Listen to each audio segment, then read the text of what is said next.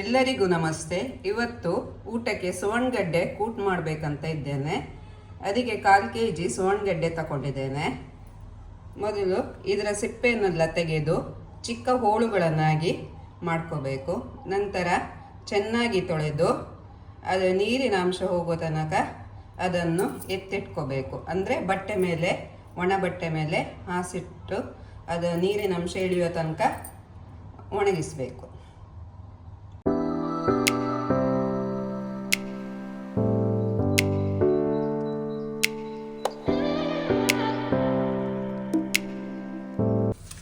ಎಣ್ಣೆ ಬಿಸಿಯಾಗಿದೆ.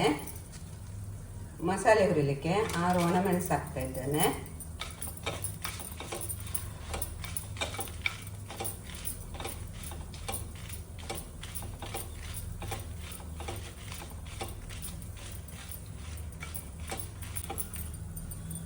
ಆಗಿದೆ ಇದು.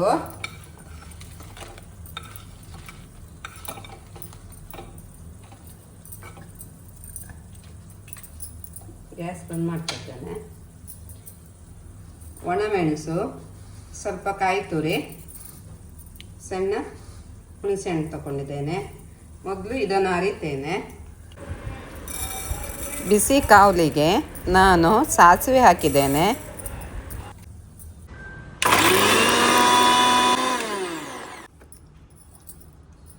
ಇವಾಗ ಸಾಸಿವೆ ಮತ್ತು ಇಂಗು ಹಾಕ್ತಾ ಇದ್ದೇನೆ.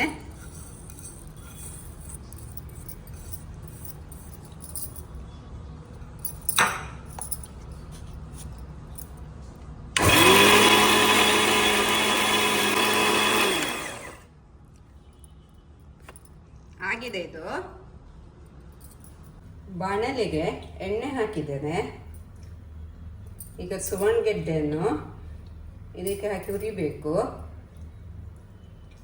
ನನ್ನಮ್ಮ ಇದಕ್ಕೆ ಉಪ್ಪು ಹಚ್ಚಿಡ್ತಾಳೆ, ನಾನು ಹಚ್ಚಿಲ್ಲ. ಹುರಿದಾದ್ಮೇಲೆ ಸ್ವಲ್ಪ ಉಪ್ಪನ್ನು ಸಿಂಪಡಿಸ್ತೇನೆ. ಬಿಸಿಯಾಗಿದೆ ಎಣ್ಣೆ.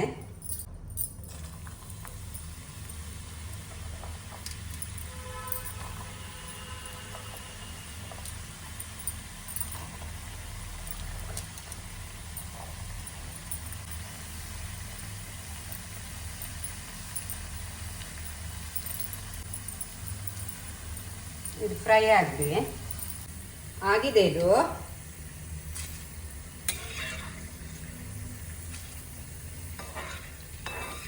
ಇದು ರುಬ್ಬಿಟ್ಟ ಮಸಾಲೆಗೆ ಉಪ್ಪು ಸೇರಿಸಿದ್ದೇನೆ ನಾನು.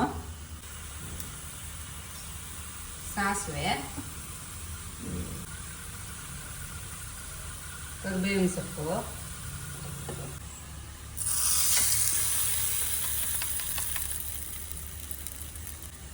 ಇದನ್ನು ಇದಕ್ಕೆ ಸೇರಿಸಲ್ಲ ನಾನು. ಇದು ಕ್ರಿಸ್ಪಿಯಾಗಿದೆ. ಊಟ ಮಾಡುವ ಮುಂಚೆ ಇದ್ರ ಸಂಗಡ ಸೇರಿಸ್ಕೊಂಡು ಊಟ ಮಾಡಿದರೆ ಚೆನ್ನಾಗಿರ್ತದೆ. ಮತ್ತು ಉಳಿದವನ್ನು ಡಬ್ಬಿಯಲ್ಲಿ ಇಟ್ಕೊಂಡ್ರೆ ಯಾವಾಗ ಮಾಡಿಕೊಂಡಾಗ ಇದನ್ನು ಸೇರಿಸಿ ತಿನ್ಬೋದು. ಇದು 2 ದಿವಸದಲ್ಲಿ ಖಾಲಿ ಆಗ್ತದೆ ಬಿಡಿ. ನಮಗೆ ಭಾಳ ಇಷ್ಟ ಇದು. ಸುವರ್ಣಗಡ್ಡೆಯ ಕೂಟು ರೆಡಿಯಾಗಿದೆ.